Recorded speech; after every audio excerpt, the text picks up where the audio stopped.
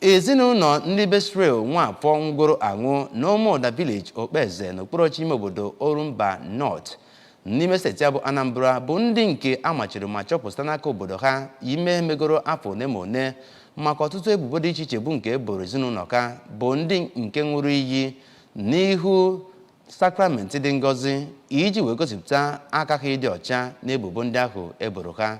Anyị ga-esizi ebe a wee wetara gị akụkọ ahụ n'uso.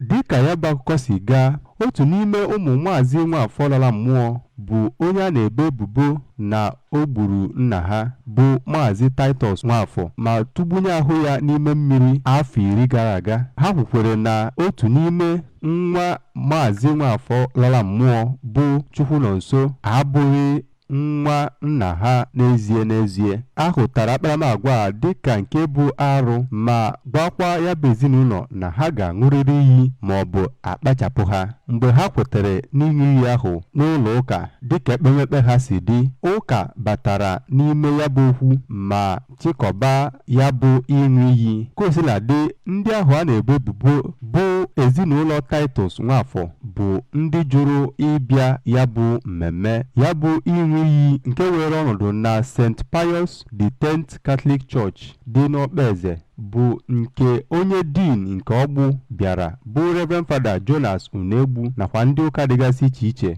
Ọ bụ oge inyocha obi mgbe Reverend Father Cyril Okechukwu gagharị wee buru Blessed Sacrament gagharịa n'iru ha iji wee hụ na aka onye ọbụla dị ọcha. Ka ọ na-ekwu okwu dịka emechara ya bụ ihe, Father Okechukwu kenere onye isi din n'ọgbụ ma kọwaa na ime ya bụ ihe dị mkpa iji wee hụ na ndị obodo ahụ biwere ndụ dịka ụmụ Chineke. Ka ọ na-akọwa ahụhụ ha gabigagoro, onye pharmacist Alphonsus Nwagbo kwuru na ha tara ahụhụ n'oge gara aga n'ihi na o nweghị onye lebere ha anya, mana ha kenere Chukwu na ya bụ ihe abịala njedebe. N'akụkụ nke ya, onye eziokwu ya gbu izu n'obodo ahụ Maazị Modestus Mogbo kwuru na ya bụ okwu bụ nke na-agabu na mbụ n'oge gara aga, mana o nwere afọ ojuju na Chineke agbatagoro ha ọsọ enyemaka wee kpọkuo ndị obodo ahụ ka ha na-edobe aka ha ọcha n'ihe ọbụla ha na-eme.